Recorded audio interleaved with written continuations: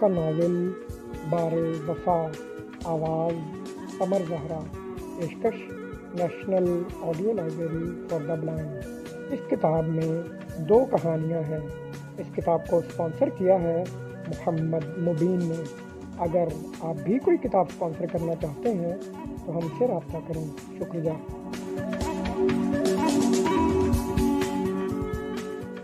قسط نمبر 10۔ انہیں لگتا تھا جیسے وہ سچ مچ رفیق احمد کا ہی بیٹا ہو۔ ایک طویل عرصہ وہ کسی کے منتظر رہے تھے اور پھر تو کبھی کبھی بے اختیار ان کے منہ سے دعا نکل جاتی تھی کہ عبداللہ کو کبھی کوئی ڈھونڈتا ہوا نہ آئے۔ ماں جی کی وفات کے بعد بھی انہوں نے زہرا بیگم کو عبداللہ کے متعلق کچھ نہیں بتایا تھا۔ رفیق احمد کے واجبات کے سلسلے میں انہوں نے لاہور جانا پڑا تو وہ قصور بھی گئے تھے، لیکن بھائی کے سسرال والوں کا رویہ خاصا روکھا پھیکا سا تھا۔ اس بات پر خفا سے تھے کہ رفیق احمد کی میت کو وہ راولپنڈی کیوں لے گئے، اور حقیقت تو یہ تھی کہ اب ان کا کوئی تعلق بھی نہیں رہا تھا۔ بیٹی، نواسا، داماد کوئی بھی باقی نہیں رہا تھا، اور کوئی خونی رشتہ بھی نہ تھا۔ بالکل غیر لوگ تھے جہاں رفیق احمد کی شادی ہوئی تھی، اور کچھ اکھڑے سے تھے۔ مکان 2-3 دن کے بعد ہی انہوں نے خالی کر دیا تھا اور سامان لے گئے تھے، سو ان کے ساتھ تو تعلق ختم ہی تھا جو عبداللہ کا راز کھلتا۔ نہ وہ کبھی یہاں آئے اور نہ کبھی ادھر سے کوئی ادھر گیا۔ 2-1 بار ماں جی نے اپنی زندگی میں کہا بھی کہ وہ عبداللہ کو اس کے نانا نانی سے ملوا لائیں۔ بچہ ہے، وہاں ہی رہا ہے، زیادہ منہ سے کچھ نہیں کہتا، دل تو چاہتا ہوگا، لیکن ماسٹر شفیق احمد نے ٹال دیا۔ خدا نے انہیں بیٹا نہ دے کر کسی بڑی آزمائش سے بچا لیا ہے، وہ اکثر سوچتے۔ پھر شاید وہ عبداللہ سے اتنی محبت نہ کر پاتے۔ اب تو عبداللہ ہی سب کچھ تھا، اور جب کہ وہ بھول چکے تھے کہ عبداللہ کہاں اور کن حالات میں ملا تھا کہ وہ اجنبی انہیں تلاشتا ہوا ان کے گھر پہنچ گیا تھا۔ کتنی دیر تک تو وہ اپنے حواس پر قابو نہ پا سکے تھے۔ ان کا دل کسی انجانے خوف کے سائے تلے دبا کانپ رہا تھا۔ ماسٹر صاحب، میں اس شہر میں آیا تو سوچا ملتا چلوں آپ کو۔ اتنے سالوں بعد بھائی؟ ماسٹر شفیق احمد کو خود اپنی آواز بہت دور سے آتی ہوئی محسوس ہوئی۔ اجنبی کچھ شرمندہ ہو گیا۔ اتنے برس بیت گئے تھے کہ اس کے سیاہ بالوں نے سفید رنگ اوڑھ لیا تھا، اور وہ ننھا بچہ بونچا لمبا جوان تھا۔ یہ لڑکا جو بھی گیٹ پر کھڑا تھا فہد ہی تھا نا؟ اس نے اشتیاق سے پوچھا۔ آپ نے کیسے پہچانا؟ بالکل مولوی صاحب جیسا قد، ویسے ہی بال، ویسے ہی پیشانی اور ہونٹوں کی بناوٹ۔ اور ماسٹر شفیق احمد انکار نہ کر سکے۔ بھائی، میں نے اسے اپنا بیٹا بنا کر پالا ہے، میں نے بیٹا ہی سمجھا ہے۔ آپ کی مہربانی ہے ماسٹر صاحب، اللہ آپ کو اس کا اجر دے گا، بڑے اللہ والے بندے کی اولاد ہے یہ۔ کیسے آنا ہوا اس شہر میں؟ اندیشوں سے لرزتے دل کو بمشکل سنبھالتے ہوئے ماسٹر شفیق احمد نے پوچھا۔ میری بہن کے سسرالی عزیز اس محلے میں رہتے ہیں، جب عجیب اتفاق ہے کبھی ادھر آنا نہ ہوا۔ ادھر کوئی فوتگی ہو گئی تھی، بہن کے ساتھ آیا تو کل اچانک آپ پر نظر پڑی۔ میں نے آپ کو پہچان تو لیا تھا، مگر سوچا کہیں مجھے دھوکہ تو نہیں ہوا، سو آج آپ کے اسکول سے آپ کا پتہ لیا اور آ گیا۔ سوچا فہد کے متعلق پتہ کروں کہ آپ نے اسے کہاں چھوڑا تھا۔ کہیں نہیں میاں، سینے سے لگا کر رکھا ہے، جگر کا ٹکڑا ہے یہ میرا، ماسٹر شفیق احمد نے آہستگی سے کہا۔ ان کا دل جیسے کوئی ہولے ہولے دبا رہا تھا۔ یہ اس رب کی مہربانی ہے ماسٹر جی کہ آپ مل گئے، ورنہ پتہ نہیں کہاں رل رہا ہوتا۔ اجنبی آپ دیدہ ہو گیا تھا۔ اکثر سوچتا تھا مولوی صاحب کو روز محشر کیا جواب دوں گا، کیا کہیں گے عبدالقادر، ہم تو تمہیں اتنا چاہیں، اتنا خیال رکھے، اور تم سے ہمارے فہد کا خیال نہ رکھا گیا، جیسے دنیا کی بھیڑ میں بھٹکنے کے لیے چھوڑ دیا۔ آپ کا بہت شکریہ ماسٹر صاحب۔ اس نے عقیدت سے ماسٹر شفیق احمد کے ہاتھ تھام کر آنکھوں سے لگائے۔ ماسٹر شفیق احمد ابھی تک متذبذب سے دل سنبھالے بیٹھے تھے۔ اور کیا اب یہ عبداللہ کو ساتھ لے جانے کی بات کرے گا؟ اور اس کے والد کا پتہ چلا تھا؟ انہوں نے ڈرتے ڈرتے پوچھا۔ ہاں جی، پتہ تو چل گیا تھا، لیکن زندگی میں نہیں۔ ان کی موت کے بعد ایک صبح ان کی لاش مسجد کے پاس پڑی ملی تھی۔ وہ ماسٹر شفیق احمد نے اطمینان کا سانس لیا، پھر بھی پوچھا، اور اس کے کوئی اور عزیز رشتہ دار؟ سارا کنبہ ختم ہو گیا تھا جی، عبدالقادر نے گلوگیر آواز میں کہا۔ ہاں، رابعہ بی بی کہتی تھی شہر میں ان کا بڑا خاندان تھا، پر مجھے نہیں پتا جی۔ البتہ مولوی صاحب نے رابعہ بی بی کو ایک خط دیا تھا کہ عبدالقادر کو کہنا جب فہد ذرا سمجھدار ہو جائے تو اسے یہ خط دے دینا۔ وہ تو یہی سمجھتے تھے نا جی کہ مجھے خیر خبر ہے۔ میں تو بڑا شرمندہ تھا جی مولوی صاحب سے، بڑے مہربان تھے مجھ پر، اور میں کام نہ آ سکا جی ان کے، میں تو قید تھا جی۔ بڑے چودھری صاحب نے تو مجھے بھی بند کر دیا تھا جی ادھر शिकारगाह, मुझे इजाज़त ही नहीं थी हिलने जुलने की, ना किसी से मिलने की। 10-12 साल मैं शिकारगाह से बाहर ना आया, वहीं देखभाल करता रहा शिकारगाह की, और जो आता उनकी खिदमत करता वहाँ ही। शुरू में तो जी रात को पाँव में जंजीरें डलवा देते थे चौधरी साहब। वो कहते थे ये तेरी सजा है मौलवी की हमायत करने की। असल में जी इनको शक था पक्का कि मैंने फहद को भगाया है कहीं।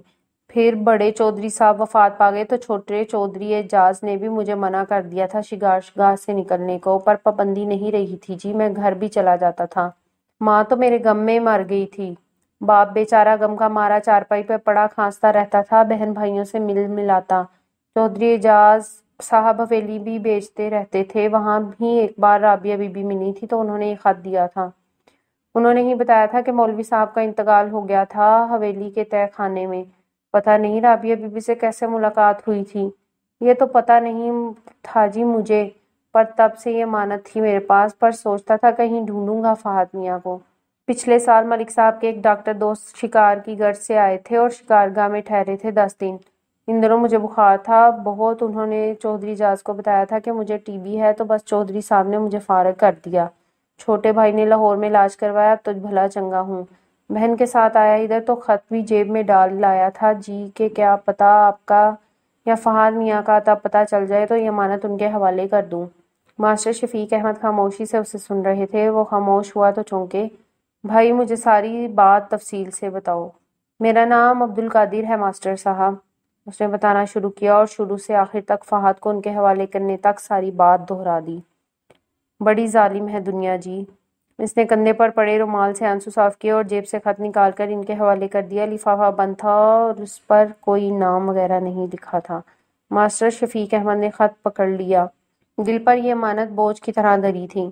सशुक्र इस रब का के बोझ उतर गया। अब आप चाहो तो फहद मियाँ को खत दे दो, चाहो तो फाड़ डालो, मैंने तो अपना फर्ज अदा कर दिया है। मास्टर शफीक अहमद ने सवालिया नजरों से इसे देखा। मैंने महसूस किया है जी, आप नहीं चाहते कि फहद मियाँ को कुछ पता चले।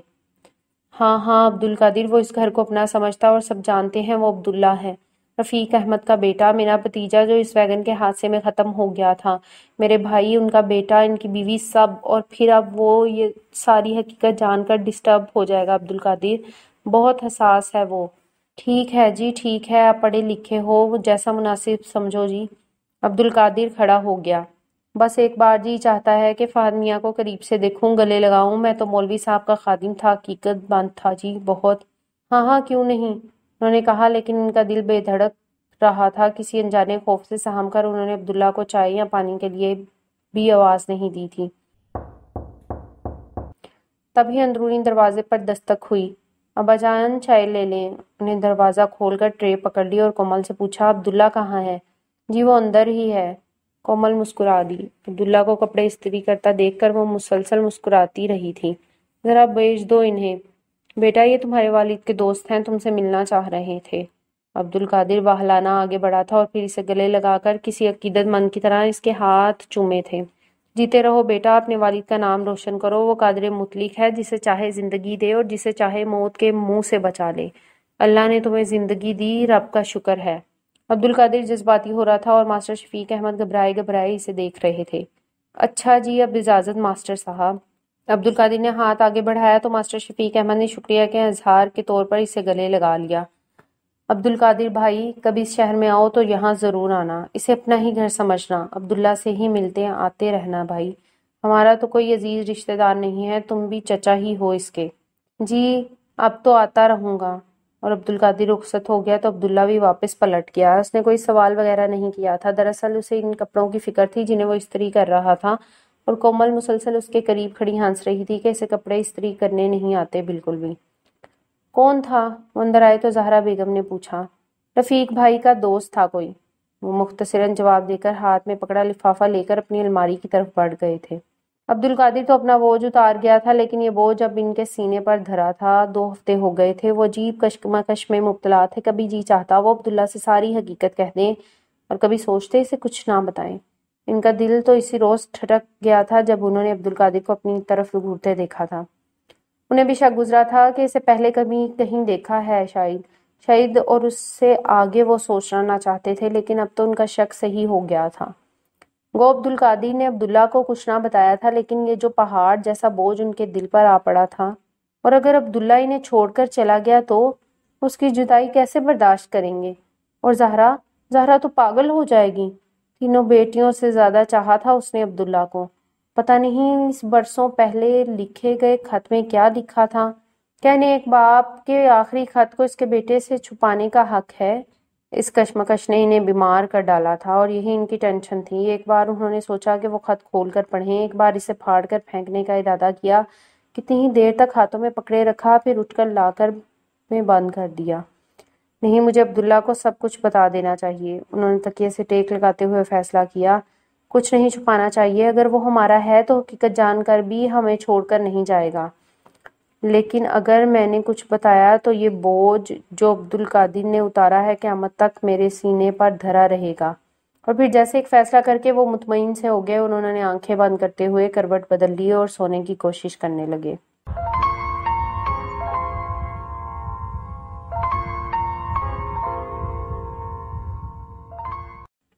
رابعہ ملک منصور کی قبر پر آئی تھیں۔ انہوں نے دو زانو قبر کے سرہانے بیٹھتے ہوئے سسکی سی لی اور سوچا، منصور تم تو نظر اٹھا کر بھی مجھے نہیں دیکھتے تھے، تم کہتے تھے میری سمت بدل گئی ہے، تم مجھے الجھانے مت آیا کرو۔ رابی، میں تمہاری طرف ہی دوڑ رہا تھا، اندھا دھند کتنی ٹھوکریں لگیں مجھے، میں کتنی ہی بار پھر اٹھ کر دوڑ پڑا، لیکن جس طرف سے بھی تمہاری طرف لپکتا وہ راستہ آگے بند ملتا۔ تب اس نے میری سمت بدل دی۔ بند گلی کی طرف بھاگنے کا کیا فائدہ؟ ایسی سمت بھاگو جہاں راستے کھلے ہوں دور تک۔ تم کیوں آ جاتی ہو مجھے بے راہ کرنے؟ مت آیا کرو۔ انہوں نے اپنے ہاتھ قبر پر رکھ دیے۔ ابھی کچھ دیر پہلے ہی قبر پر چھڑکاؤ کیا گیا تھا، مٹی سے سوندھی سوندھی خوشبو اٹھ رہی تھی۔ اور پتہ ہے منصور، تمہارے راستے تو بدل گئے تھے، لیکن میں تمہاری ہی سمت بھاگ رہی تھی۔ 6-7 سال کی دوری اور فراق کے بعد تمہیں دیکھا تھا تو جیسے سارے درد جاگ اٹھے تھے، جدائیوں کے سارے عذاب زندہ ہو گئے تھے۔ تمہیں اپنے سامنے دیکھ کر خود پر سے اپنا اختیار ختم ہوتا جا رہا تھا۔ میں سوچتی تھی پتہ نہیں میں نے کیسے اتنے سال تمہارے بغیر گزار دیے۔ میرا جی چاہتا تھا تمہارے سامنے بیٹھی رہوں منصور، بھلے تم مجھے نگاہ اٹھا کر بھی نہ دیکھو، میں تمہیں دیکھتی رہوں، تمہارے قدموں کی دھول کو اپنی آنکھوں سے لگاؤں، دید کی پیاسی آنکھیں تمہیں تکتی رہیں، اور پھر میں ہفتوں ان لمحوں کی خوشی کو جرا جرا پیتی رہوں، اور پھر آ جاتی۔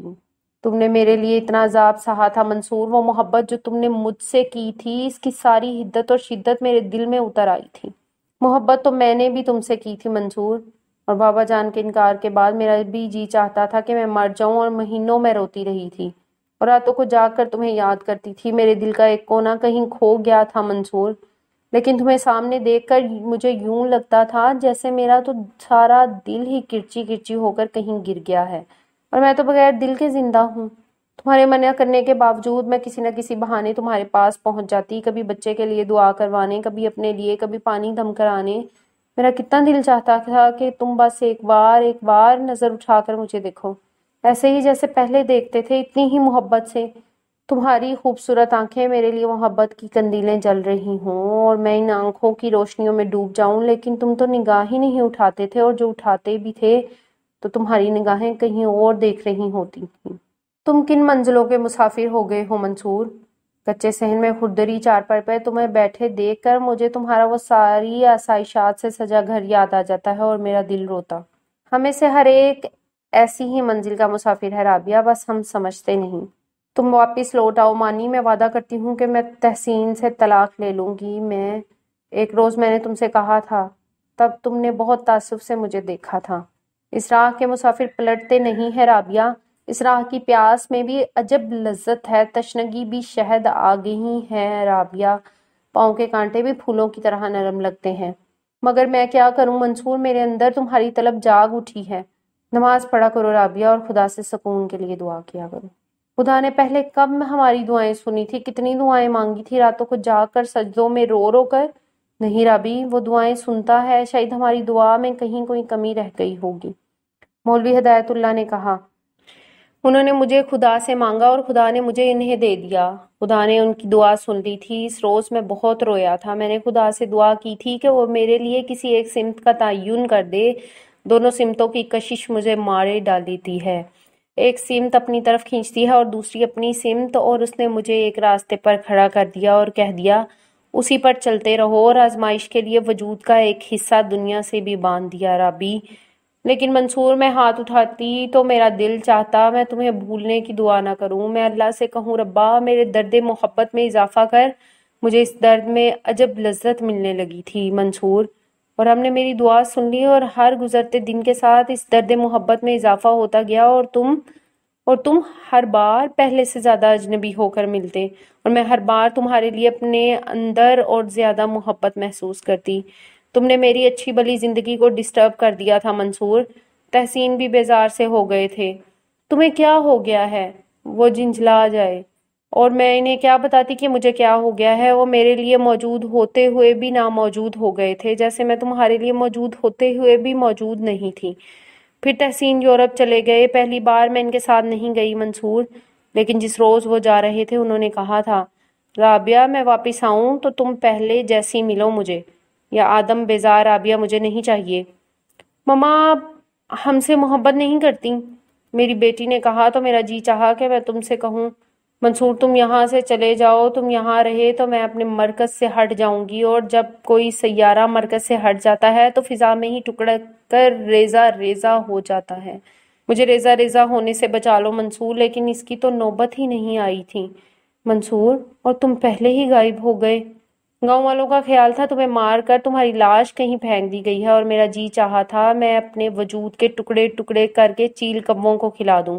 میں ختیجہ کے پاس جا کر پوچھنا چاہتی تھی کہ تم کیسے اور کب غائب ہوئے، لیکن تمہارے خاندان کے ساتھ جو سلوک کیا گیا اس سے تو پہاڑ شک ہو جاتے۔ میں کیا تھی؟ میرا دل میرا ساتھ چھوڑ بیٹھا تھا۔ 12 گھنٹے آئی سی یو میں رہنے کے بعد جب مجھے ہاسپٹل کے کمرے میں لایا گیا تو میرا جی چاہتا تھا میں کہیں بھاگ جاؤں، اپنے آپ کو ختم کر لوں۔ تم نہیں رہے تھے، تمہاری بیوی، تمہارا بچہ اور وہ سب جو زندگی کے سفر میں اچانک تمہارے اپنے بن گئے تھے۔ کوئی بھی تو باقی نہیں رہا تھا۔ تمہارا کون تھا جو تمہارا انتقام لیتا میرے سوا؟ میں نے سوچا تھا مجھے مرنا نہیں چاہیے، مجھے تمہارے قاتلوں کو ڈھونڈنا چاہیے۔ تب میں نے اپنی قوت ارادی سے خود کو اٹھایا اور 5 دن بعد گاؤں پلٹ کر آ گئی۔ میں مسجد میں گئی اور مسجد سے باہر اس درخت کے پاس کھڑی رہی جہاں تم اکثر ٹیک لگا کر بیٹھا کرتے تھے۔ پھر میں نے عبدالقادر کو مسجد سے آتے دیکھا۔ یہ شخص بابا جان کا خاص ملازم تھا، لیکن میں جانتی تھی کہ اسے تم سے کتنی عقیدت ہے۔ وہ تمہارا کوئی نہیں تھا، لیکن ہمارے درمیان ایک رشتہ درد کا تھا جو مشترکہ تھا۔ میری آنکھوں میں آنسو آ گئے، میرا دل چاہا میں اس سے لپٹ کر روؤں، خوب چیخ چیخ کر، اونچا اونچا بین کر کر کے۔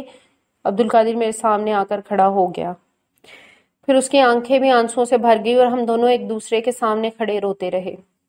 مولوی صاحب بہت اچھے تھے جی، اللہ والے، لیکن یہ سب کون ہے اس کا ذمہ دار؟ عبدالقادر، مجھے تو کچھ پتا نہ تھا، میں تو ساتھ والے گاؤں میں رہتی تھی اپنے سسرال میں۔ وہ جی، وہ جھجکا، آپ کو نہیں پتا جی، مولوی جی نے ماسی برکت کی طرف سے پرچہ کٹوا دیا تھا، وارنٹ نکلوائے تھے چودھری صاحب کے جی تو، اور اسے مزید کچھ کہنے کی ضرورت نہ تھی۔ میں سب جان کر حویلی آئی تو پتا چلا کہ بابا جان اور بھائی شکارگاہ گئے ہیں۔ میرے اندر تو آگ لگی ہوئی تھی منصور، میں سیدھی شکارگاہ چلی گئی۔ وہاں بابا جان اور بھائی جاز تو نہ ملے، تم مل گئے، ایک کمرے میں نڈھال رسیوں سے بندھے، تمہارے پورے وجود پر نیل پڑے تھے منصور۔ میرے آنسو پلکوں کی باڑی پھلانگ کر رخساروں پر بہہ نکلے، پر ہر طرف سے بے نیاز ہو کر تمہارے پاس دو زانوں بیٹھ گئی۔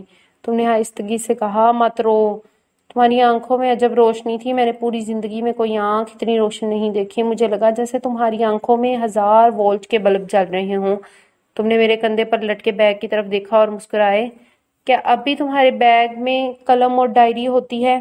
میں نے قلم اور ڈائری تمہارے حوالے کی۔ تم نے ڈائری سے ورق پھاڑا، میں نے دیکھا تمہاری انگلیاں کچلی ہوئی تھیں۔ تم نے سوراخ پر کچھ لکھا، تمہارے چہرے پر تکلیف کے آثار نہ تھے۔ یہ عبدالقادر کو دے دینا کہ جب فہد سمجھدار ہو جائے تو اسے دے دے۔ فہد کون؟ تمہارا بیٹا، لیکن وہ تو عبدالقادر کے پاس ہے۔ تم نے نگاہیں جھکا لی، اور اب جاؤ۔ لیکن میں تو وہاں ہی کھڑی رہی۔ تم نے آنکھیں مود لی تھی، تبھی باہر گاڑیاں رکنے لگیں، آواز آئی تو میں باہر صحن میں چلی آئی۔ بابا جان اور بھائی تھے۔ بابا جان، میں آپ سے ملنے آئی تھی ادھر، ابا جان نے بتایا کہ آپ شکارگاہ میں ہیں۔ خیریت پتر، میں پہلے ذرا شہر چلا گیا تھا، ایک کام تھا۔ وہ بابا جان، مجھے پوچھنا تھا، آپ نے تحسین کو تو نہیں بتایا میری بیماری کا؟ پریشان ہو جائیں گے، اور مت بتائیے گا کچھ۔ اور نہیں پتر، بتانا تو تھا۔ تحسین کہہ رہا تھا کہ اگر ڈاکٹر کہتے ہیں تو یہاں بھجوا دیں، پر پتر تو نے یہ کیا روگ لگا لیا اتنی عمر میں؟ نے مجھے اپنے ساتھ لپٹا لیا، ہمیشہ ہی ان کے سینے سے لگ کر میں پگھل جاتی تھی۔ منصور، میرا دل پانی ہو جاتا تھا، میں کسی بات سے انکار نہ کر سکتی تھی، لیکن اس روز ایسا نہ ہوا۔ میں الگ ہو گئی۔ بس بابا جان، جو دکھ زندگی میں آنے ہوتے ہیں وہ تو آتے ہی ہیں۔ شاید بی پی اچانک ہائی ہو گیا تھا۔ خیال رکھا کر اپنا پتر، تحسین گلہ کر رہا تھا۔ تو اپنا خیال نہیں رکھتی؟ آج حویلی رک جاؤ رابی، بھائی اعجاز نے کہا تو میں انکار کر کے چلی آئی۔ بچے گھر میں ہیں بھائی، پھر کبھی آ جاؤں گی۔ ہاں ہاں، تمہیں ڈاکٹر نے آرام بتایا ہے۔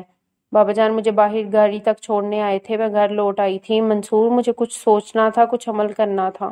میں نے عبدالقادر کو دوسرے دن بلوایا۔ میں نے سوچا تھا عبدالقادر کے ذریعے تمہیں کسی طرح شکارگاہ سے نکال دوں منصور، لیکن تم تو کہیں اور ہی روانہ ہو گئے تھے۔ عبدالقادر نے سر جھکا کر روتے ہوئے بتایا، کل رات بابا جان نے اچانک اس کو شکارگاہ بلوایا تھا اور مولوی صاحب کی لاش دفنانے کو کہا تھا۔ مولوی صاحب کے چہرے سے روشنیاں نکل رہی تھیں۔ جی، اس نے بتایا تھا۔ گو بابا جان نے عبدالقادر سے کہا تھا کہ گڑھا کھود کر دبا دو، لیکن اس کا دل نہیں مانا تھا، اور گاؤں سے دوسرے لوگوں کو بلا کر انہوں نے تمہیں نہلا کر اور کفن پہنا کر نماز جنازہ پڑھ کر دفن کیا تھا۔ فجر سے ذرا پہلے ہی ہم فارغ ہوئے ہیں جی، عبدالقادر بتا رہا تھا، اور میرا دل جیسے کہیں نیچے پاتال میں گرتا جا رہا تھا۔ اب کہ میں 20 دن ہاسپٹل میں رہی تھی منصور، اور جب ہاسپٹل سے میں واپس آئی تو بچوں کے چہرے مرجھائے ہوئے تھے۔ وہ میرے بغیر تو کچھ بھی نہیں تھے۔ مجھے لگا میں تمہارے قاتلوں کو کیفر کردار تک نہیں پہنچا سکتی، میں تو کچھ بھی نہیں کر سکتی سوائے رونے کے، اور اللہ تھا کہ میرے درد محبت میں اضافہ کرتا جا رہا تھا۔ جب میرا دل گھبراتا، میں جنگل میں اس تھوڑی سی ابری ہوئی مٹی کی ڈھیری کے پاس گھنٹوں بیٹھی رہتی۔ تحسین وطن آیا تو اس نے کہا رابعہ بیمار ہے، اس کا دماغ صحیح نہیں ہے، اور دوسری شادی کر لی۔ اس روز جس دن تحسین اپنی نئی نویلی دلہن کے ساتھ حویلی آیا، میں نے بڑا سکون محسوس کیا، جیسے میں آزاد ہو گئی ہوں۔ تم نے دعا کی تھی نا منصور کہ اللہ تمہیں دنیاوی محبتوں سے آزاد کر دے، تمہارے دل میں اپنی اور اپنے رسول اللہ صلی اللہ علیہ وآلہ وسلم کی محبت بھر دے، تو اللہ نے تمہاری دعا سن لی تھی۔ اس نے تمہارے دل کو شفاف کر دیا، ہر نقش مٹا دیا۔ میں نے بھی اپنے رب سے دعا کی تھی منصور کہ ربا میری بیڑیاں کاٹ دے اور مجھے صرف اور صرف تمہارا کر دے، اور میرے رب نے میری دعا سن لی تھی۔ اور پھر میں نے یہاں مسجد کے قریب گھر بنا لیا۔ تحسین کو میری ضرورت تھی اور نہ مجھے تحسین کی۔ شروع میں بابا جان کے خوف سے وہ 15 دن بعد چکر لگاتا تھا، لیکن میری خاموشی اور گریز نے اسے جلد ہی بیزار کر دیا۔ وہ بچوں کو ڈرائیور بھیج کر بلوانے لگا۔ پھر ایک روز اس نے مجھے طلاق دے دی۔ میں صبح مسجد آ جاتی، تمہاری طرح جھاڑو دیتی اور وہاں بیٹھی رہتی جہاں تم بیٹھتے تھے۔ پھر میں نے مسجد کو سنوارنا شروع کر دیا۔ مجھے لگتا جیسے میں تمہاری خدمت کر رہی ہوں۔ میں نے بابا جان سے کہہ کر جنگل والی زمین مسجد میں شامل کر لی تاکہ صحن وسیع ہو جائے۔ مزدوروں نے کہا یہاں قبر ہے۔ میں تو جانتی تھی نا منصور، اور یوں تم میرے پاس آ گئے، میرے قریب۔ میں نے تمہاری قبر بنوائی، اس پر کوئی کتبہ نہیں ہے، ایک چھوٹا سا پتھر سرانے کی طرف ہے جس پر میں نے یوں ہی ایک روز مار کر سے موٹا موٹا لکھ دیا ہے، شالا مسافر کوئی نہ تھی وے، حق جناں تو بھاری ہون۔ تم زندہ تھے تو میں ہر لمحہ تمہارے ہجر کی آگ میں جلتی تھی منصور، اور تم مر گئے تو میرے قریب آ گئے، اور میں ہر روز تمہارے وصل سے سرشار ہوتی ہوں۔ مجھے ہر یہاں تمہاری خوشبو آتی ہے۔ میں جب چاہوں تم سے مل لیتی ہوں، تم سے باتیں کر لیتی ہوں، اور دل کو سکون سا مل جاتا ہے۔ رابعہ نے گیلے رخساروں کو انگلیوں کی پوروں سے پونچھا اور سر قبر پر رکھ دیا۔ اس وقت مسجد میں کوئی نہیں ہوتا تھا، اور یہ ان کا معمول تھا کہ اپنے گھر کے پچھلے دروازے سے نکل کر وہ مسجد میں چلی آتی۔ کبھی بہت سویرے آ کر جھاڑو دے دیتی، چودھری نیاز کو اس کا دکھ کھائے جاتا۔ وہ کبھی کبھار ان کے پاس آتے تو وہ سر جھکائے خاموش بیٹھی رہتی۔ وہ تحسین کو برا بھلا کہتے، جس نے ان کی ہیرو جیسی بیٹی کی قدر نہ کی تھی، تو وہ عجیب سی نظروں سے انہیں دیکھتی۔ میرے مجرم تو آپ ہیں بابا جان، اور بھائی کاش میں آپ کو سزا دینے پر قادر ہوتی۔ تم میری اکلوتی بیٹی ہو، اور تمہارا دکھ دیمک کی طرح میرے دل کو چاٹتا جا رہا ہے رابعہ۔ کسی دن میں ڈھہ جاؤں گا، شاید یہ ہی قدرت کی طرف سے سزا ہو، وہ سوچتی تھی۔ میں کس سے اور کیسے انتقام لوں تمہارا منصور؟ اس نے یوں ہی سر قبر پر رکھے سرگوشی کی۔ عبداللہ مسجد میں داخل ہوا تو اس نے کسی قدر حیرت سے قبر پر سر رکھے آنسو بہاتی رابعہ ملک کو دیکھا، اور پھر چند قدم آگے بڑھ کر ان کے پاس کھڑا ہو گیا۔ ایک اجنبی مسافر کی قبر پر سر رکھے رونا حیران کن تھا۔ پھپھو، اس نے آہستہ سے آواز دی تو رابعہ ملک نے چونک کر سر اٹھایا اور عبداللہ کو حیرت سے دیکھا۔ تم اس وقت؟ وہ میں پہلے گھر گیا تھا، وہاں سے پتہ چلا اس وقت آپ مسجد میں ہوتی ہیں۔ ہاں خیریت تو ہے، تم اکیلے ہو یا سب آئے ہیں؟ رخساروں سے مٹی پونچھتے ہوئے انہوں نے پوچھا۔ میں اکیلا ہوں، سب لوگ چلے گئے ہیں، کل صبح ہی چلے گئے تھے وہ۔ میں اور دانیال رک گئے تھے، دانیال بھی صبح چلا گیا۔ غلام دین کے گھر کی عورتیں اس کے ساتھ گئی ہیں۔ شہر میں اس نے ان کی رہائش اور حفاظت کا بندوبست کر دیا ہے۔ میں آپ سے بات کرنے کے لیے رک گیا تھا، ابھی جاؤں گا۔ اور عبیر؟ وہ تو صدف اور مامون کے ساتھ اپنی گاڑی میں چلی گئی تھی۔ میں اور دانیال رات قریبی قصبے میں ٹھہرے تھے، صبح ہی آئے ہیں۔ حویلی سے تو اکٹھے ہی رخصت ہوئے تھے۔ آؤ گھر چل کر آرام سے بات کرتے ہیں۔ وہ مسجد کے پچھلے دروازے سے جو صحن کے اس کونے میں تھا جہاں قبر تھی نکلی۔ عبداللہ بھی ان کے ساتھ ساتھ تھا۔ انہیں یہ تو معلوم نہیں تھا کہ غلام دین کی بیوہ اور بہن مجرموں کے خلاف کارروائی کرنے پر راضی ہو گئی ہیں، لیکن یہ نہیں معلوم تھا کہ وہ لوگ یہاں سے چلے گئے ہیں۔ ابھی انہیں فون پر بتایا تھا کہ صدف نے اور اس نے انہیں رضامند کر لیا ہے، اور انہوں نے ہی عبیر کو مشورہ دیا تھا کہ وہ کوئی کارروائی کرنے سے پہلے ان کی حفاظت کا انتظامات کر لے۔ ہاں بتاؤ۔ لاؤنج میں بیٹھتے ہوئے انہوں نے عبداللہ سے پوچھا، تمہیں کیسی مدد چاہیے مجھ سے؟ یہ تو مجھے خود بھی نہیں معلوم، لیکن آپ نے کہا تھا کہ آپ میری مدد کریں گی اگر ضرورت پڑی تو۔ میں صرف آپ کو اپنا وعدہ یاد دلانے آیا ہوں اور یہ بتانے آیا ہوں کہ ہم نے چودھری اعجاز کے خلاف پرچہ کٹوا دیا ہے، بے وجہ ظلم اور زیادتی کا، اور میں آپ سے یہ درخواست کرنا چاہتا ہوں کہ دوران مقدمہ اگر ہمیں آپ کی کسی قسم کی ضرورت پڑی تو آپ پیچھے مت ہٹیے گا۔ کیا تمہیں یقین ہے کہ میں اپنے بھائی کے خلاف تمہارا ساتھ دوں گی؟ ہو سکتا ہے میں ایسا نہ کر پاؤں۔ رابعہ ملک مسکرائیں۔ نہیں، مجھے یقین ہے۔ یہ یقین کیسے ملا تمہیں؟ آپ کی پیشانی پر لکھا ہے کہ آپ سچ کا ساتھ دیں گی۔ آپ کی شخصیت خود بتاتی ہے کہ آپ ظلم و بربریت کو پسند نہیں کرتی۔ آپ کا وجود تو محبت کی مٹی سے اٹھا ہے، جو سرتاپا محبت ہو۔ آپ کی طرح وہ ظلم کا ساتھ نہیں دے سکتا، چاہے ظلم کرنے والے ہاتھ اس کے اپنے ہی کیوں نہ ہو، وہ انہیں قلم کرنے کی طاقت رکھتا ہے۔ عبداللہ کا لہجہ یقین سے لبریز تھا۔ وہ ہستی جو ایک اجنبی مسافر کے لیے رو سکتی ہے، وہ ہستی اپنے ہی گاؤں میں ہونے والے ظلم پر آواز بھی اٹھا سکتی ہے۔ رابعہ ملک کے ہونٹوں پر مسکراہٹ لمحے کو آ کر ٹھہر گئی اور پھر معدوم ہو گئی۔ تمہارا خیال صحیح ہے عبداللہ، لیکن میں جس کے لیے روئی ہوں وہ مسافر ضرور ہے، لیکن میرے لیے اجنبی نہیں ہے۔ یہ بات میں نے آج سے پہلے کبھی کسی سے نہیں کی۔ کیا آپ اس مسافر سے محبت کرتی تھیں؟ عبداللہ کے لبوں سے بے اختیار نکلا تھا۔ تم سے ہم کیا کہیں، تم کو معلوم کیا ہم نے کاٹی ہے کیسے شب زندگی، ہم نے کیسے اٹھایا ہے بار وفا۔ رابعہ ملک نے نگاہیں اٹھائیں۔ محبت تو بہت چھوٹا سا لفظ ہے جذبے کے لیے جو میں اس کے لیے دل میں رکھتی تھی۔ اس شخص نے مجھے محبت کرنا سکھایا، مجھ پر محبت کے اصل معنی واقعے۔ خیر یہ تو ایک الگ کہانی ہے، پھر کبھی صحیح۔ انہوں نے ہولے سے سر جھٹک کر کہا۔ تم یہ بتاؤ، کیا تم سمجھتے ہو کہ تم اس طرح مجرموں کو کوئی سزا دلوانے میں کامیاب ہو سکتے ہو؟ تمہارے پاس کیا ثبوت ہے کہ بھائی اعجاز ملک کے حکم پر انہیں بے لباس کیا گیا اور غلام دین نے خودکشی کر لی؟ تمہارا مقدمہ تو بہت کمزور ہے عبداللہ۔ یوں کرو، ایک پرچہ اور کٹواؤ، چودھری اعجاز کے خلاف قتل، اغوا، آبرو ریزی کا، بلکہ ایک نہیں 3 قتل اور ایک شریف خاندان کی عورتوں کی بے حرمتی اور بے عزتی کا۔ آپ یہ کیا کہہ رہی ہیں؟ صحیح کہہ رہی ہوں عبداللہ، رابعہ ملک نے انتہائی سنجیدگی سے کہا، اور میں گواہی دوں گی اس کی۔ ان کی آواز میں درشتی اور کسی گہرے غم کی آمیزش تھی۔ یہ قتل آج سے 24-25 برس پہلے ہوئے، وہ ہولے ہولے بول رہی تھی اور عبداللہ سن رہا تھا۔ ایک بار پھر اس کے کانوں میں چیخیں گونجنے لگی تھیں اور دھندلے دھندلے منظر آنکھوں کے سامنے آ رہے تھے۔ پھر ذرا ایک منظر واضح ہوا تو اس نے آنکھیں زور سے بند کر لیں۔ پھر ایک ننھا بچہ بھاگتا ہوا، آنسو بہاتا اماں اماں پکارتا ہوا، اور پھر 2 ہاتھ جو بچے کو کھینچ رہے تھے۔ پتہ نہیں کتنے لمحے گزر گئے۔ عبداللہ عبداللہ، اسے رابعہ ملک کی آواز دور سے آتی سنائی دی تو اس نے سر جھٹک کر ان کی طرف دیکھا۔ وہ اسے ہی دیکھ رہی تھیں، ان کی آنکھیں سرخ ہو رہی تھیں، ہونٹ کانپ رہے تھے۔ تم نے اس آگ کو بھڑکا دیا ہے جس سے میں برسوں سے ڈھانپ ڈھانپ کر چھپانے کی کوشش کر رہی تھی۔ مگر آپ کیوں ایسا کرنا چاہتی ہیں؟ عبداللہ نے پوچھا۔